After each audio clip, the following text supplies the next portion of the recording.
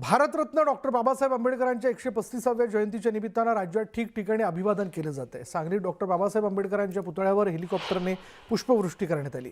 बाबासाहेब आंबेडकरांना अभिवादन करण्यासाठी भीम अनुयायांनी मोठी गर्दी केली होती। हातात निळे ध्वज आणि जय भीम लिहिलेल्या टोप्या परिधान करत अनुयायांनी गर्दी केली। तर दौंड शहरात डॉक्टर बाबासाहेब आंबेडकर चौकात पुतळ्यास पुष्पार्पण करून अभिवादन करण्यात आलं।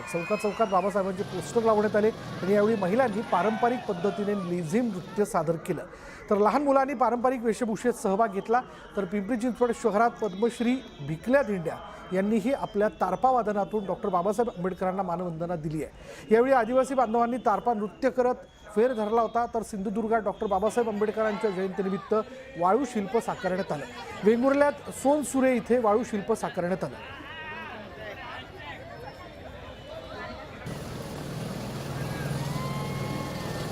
विश्वरत्न डॉक्टर बाबासाहेब आंबेडकरांच्या जयंतीच्या निमित्ताने जळगावातील चित्रकार सुनील दाभाडेंनी खाणाऱ्या भाकरीवर आपली कला सादर केली।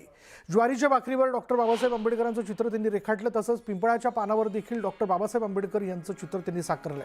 तर जळगावच्या नशिराबाद इथे भारतरत्न डॉक्टर बाबासाहेब आंबेडकर यांच्या 135व्या जयंतीच्या निमित्तानं आज उत्साहात आणि जल्लोषात भव्य मोटरसायकल रॅली काढण्यात आली।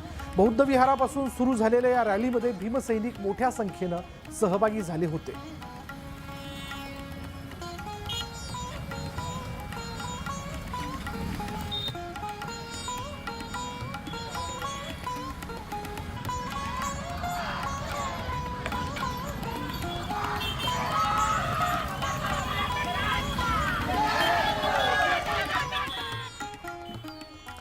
बाबासाहेब आंबेडकरांच्या 135व्या जयंतीनिमित्तानं मुख्यमंत्री फडणवीस, उपमुख्यमंत्री एकनाथ शिंदे आणि उपमुख्यमंत्री सुनेत्र पवार यांनी बाबासाहेबांना अभिवादन केलं। चैत्यभूमीवर जाऊन त्यांनी बाबासाहेबांना अभिवादन केलं। अर्पण करण्यात येत आहे भारतरत्न डॉक्टर बाबासाहेब आंबेडकर यांच्या पुतळ्यावर मुख्यमंत्र्यांनी यावेळी चैत्यभूमीवरती जाऊन डॉक्टर बाबासाहेब आंबेडकर यांना अभिवादन केलं। आज डॉक्टर बाबासाहेब आंबेडकर यांची 135वी जयंती आहे। ज्या महामानवाने या देशाला राज्यघटना देऊ केली, त्या महामानवाला अभिवादन करण्यासाठी आज मोठ्या संख्येनं भीमसागर उसळलेला होता। यावेळी खुद्द मुख्यमंत्री देवेंद्र फडणवीस, उपमुख्यमंत्री सुनेत्र पवार, मंत्रिमंडळातील इतरही महत्त्वाचे नेते यावेळी बाबासाहेबांना अभिवादन करण्याकरता चैत्यभूमीवर पोहोचले होते।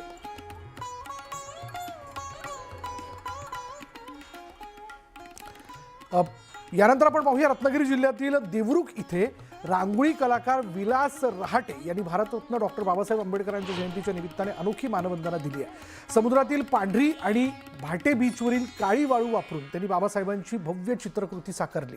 समुद्राच्या काठावर उभी राहिलेली ही कलाकृती सध्या सर्वांचं लक्ष वेधून घेते। डॉक्टर बाबासाहेब आंबेडकर यांच्या जयंतीच्या निमित्तानं सिंधुदुर्ग जिल्ह्यातील आरवली इथे वाळू शिल्पकार रविराज चिपकर यांनी बाबासाहेबांचं वाळू शिल्प बनवलं।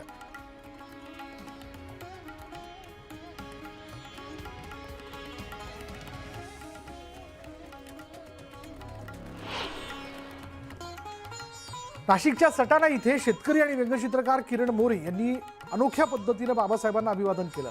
कांदा चाळीतील कांद्याचा वापर बाबासाहेबांची प्रतिमा साकारून त्यांनी आगळ्या वेगळ्या पद्धतीने बाबासाहेबांना अभिवादन केलं आणि या कलाकृतीच्या माध्यमातून मोरे यांनी कांद्याच्या भावात सुरू असलेली घसरण, त्या घसरणीकडे शासनाचं लक्ष वेधलंय। उल्हासनगर शहरात एका चित्रकाराने आगळ्या वेगळ्या पद्धतीने बाबासाहेबांच्या 135व्या जयंती दिनी मानवंदना दिली आणि या कलाकाराने आंबेडकरांचे विविध शैलीतील तब्बल 135 स्केच रेखाटले आहेत। राहुल किर्दक असं या चित्रकाराचं नाव असून त्यानं पेन्सिल आणि चारकोलच्या साह्याने ही चित्र रेखाटली आहेत।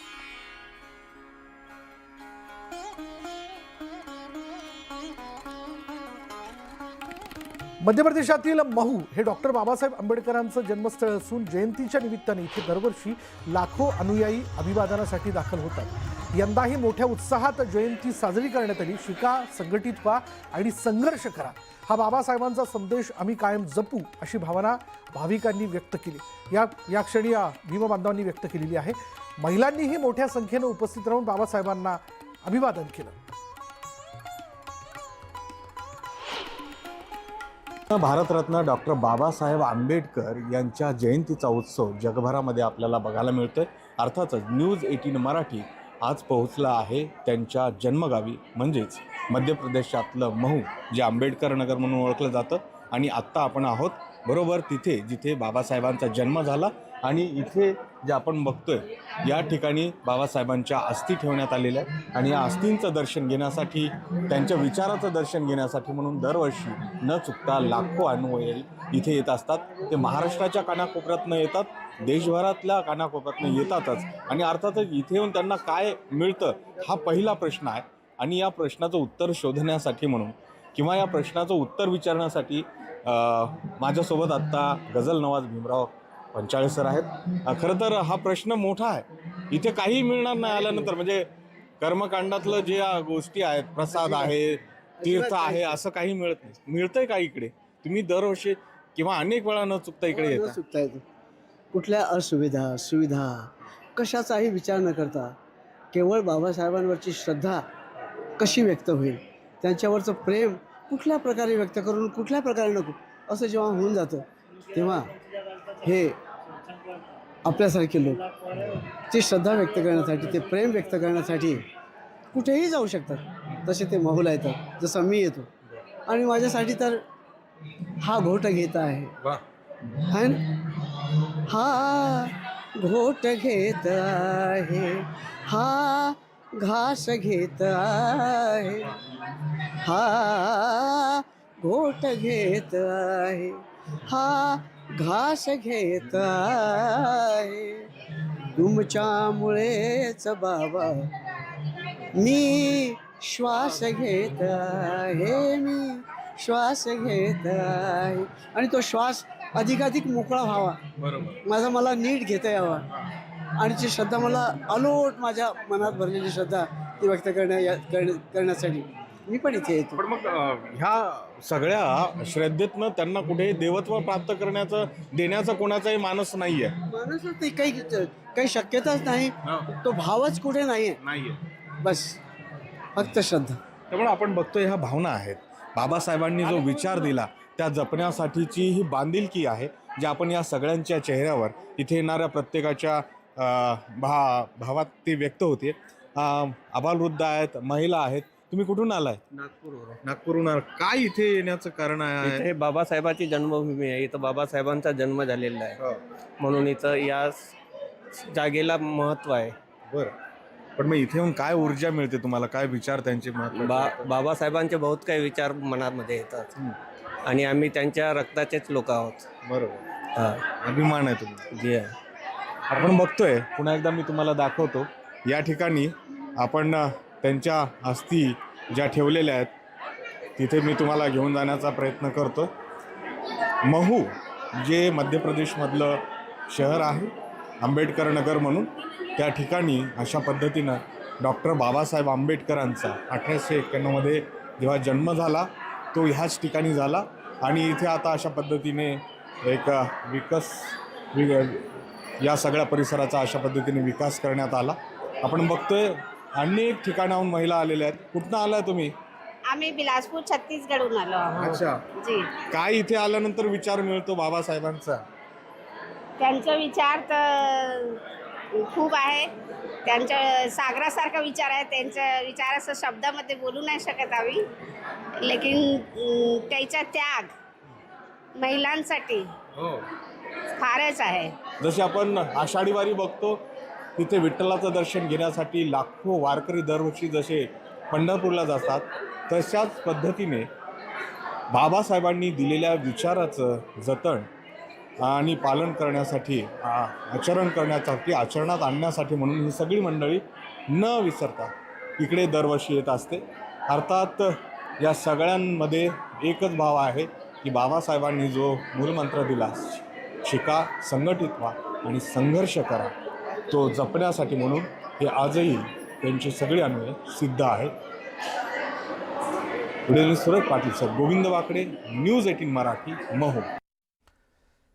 भारतीय घटनेचे शिल्पकार डॉक्टर बाबासाहेब आंबेडकर यांच्या 135व्या जयंतीच्या निमित्तानं ठाण्यातील कळवा पारसिक नगर परिसरात भीमगीतांचा कार्यक्रम पार पडला. यावेळी प्रसिद्ध गायक आनंद शिंदे यांनी गीतांचं सादरीकरण केलं. डॉक्टर बाबासाहेब आंबेडकर यांचा इतिहास भीमगीतांच्या माध्यमातून घराघरात पोहोचवणारे गायक आनंद शिंदे यांच्यासोबत संवाद साधला आमचे प्रतिनिधी प्रेम मोरे यांनी.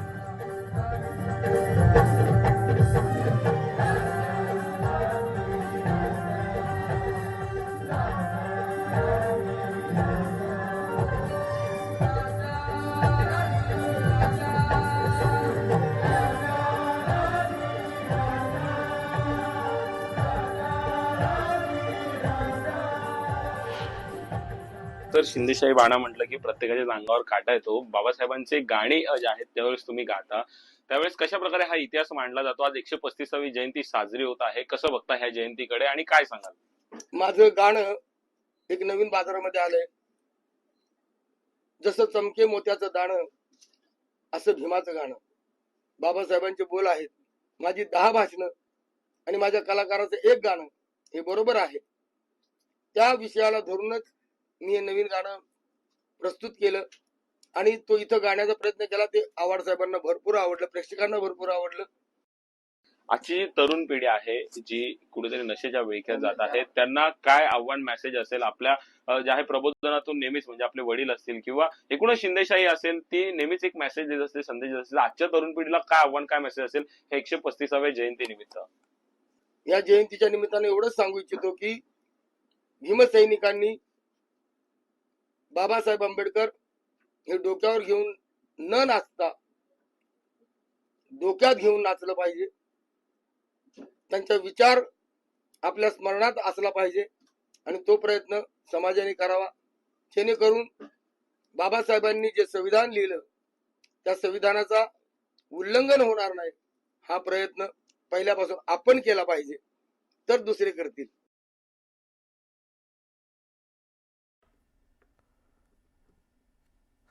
महामानव डॉक्टर बाबासाहेब आंबेडकर यांच्या 135व्या जयंतीच्या निमित्तानं देशभर विविध कार्यक्रमांचं आयोजन करण्यात आलं. चैत्यभूमी इथे बाबासाहेबांच्या आठवणींना उजाळा देणारं छायाचित्र प्रदर्शन भरवण्यात आलं असून याला नागरिकांचा उत्स्फूर्त प्रतिसाद मिळतोय. डॉक्टर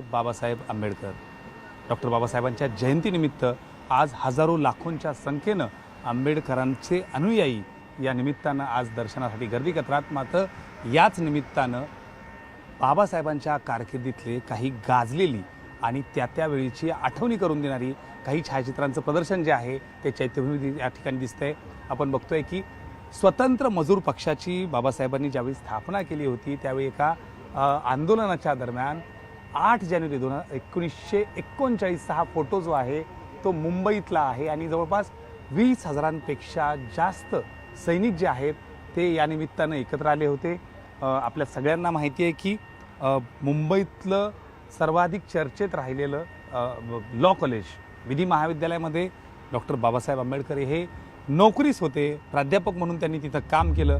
त्यावेळी त्यांच्या सहकाऱ्यांसोबत घेतलेला हा फोटो आणि यामध्ये खुद्द बाबासाहेब आपल्या थाटात बसलेले या फोटोमध्ये दिसत आहेत. असे अनेक फोटो.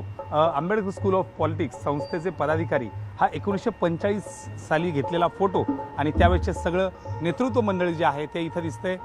सगळ्यात महत्त्वाचं म्हणजे स्वातंत्र्योत्तर काळामध्ये देखील जे काही महत्त्वाच्या गोष्टी घडल्या त्यामध्ये सर्वात महत्त्वाचं भारताचे खरं तर स्वतंत्र भारताचे पहिले गव्हर्नर माउंटबॅटन यांच्यासोबत मग पंडित जवाहरलाल नेहरू असतील, सरदार पटेल आहेत, श्यामाप्रसाद मुखर्जी आणि कायदा मंत्री पहिल्या स्वतंत्र भारतामध्ये ज्यांनी कायदा मंत्र्याचं पद भूषवलं, मंत्रिपद भूषवलं असे डॉक्टर बाबासाहेब आंबेडकर देखील या फोटोमध्ये दिसत आहेत. पाठीमागं आपण बघतोय पहिल्या फळीमध्ये या ठिकाणी ते इथं दिसत आहेत.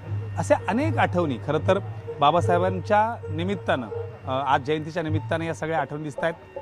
भीमा कोरेगावचा एक विजयस्तंभाच्या ठिकाणी डॉक्टर बाबासाहेबांनी खरं तर खूप जुना इतिहास ज्या समाजानं त्या ठिकाणी लढा दिला आणि त्या एक मोठी चळवळ उभारली होती त्या ठिकाणी विजयस्तंभास डॉक्टर बाबासाहेब यांनी जो संघर्ष बघितला होता त्या संघर्षाच्या वेळी देखील त्यांनी ह्या सगळ्या आठवणी ज्या आहेत त्या दाखवण्याचा किंवा पोहोचवण्याचा हा सगळा विचार जो आहे तो प्रयत्न आहे. खरं तर बाबा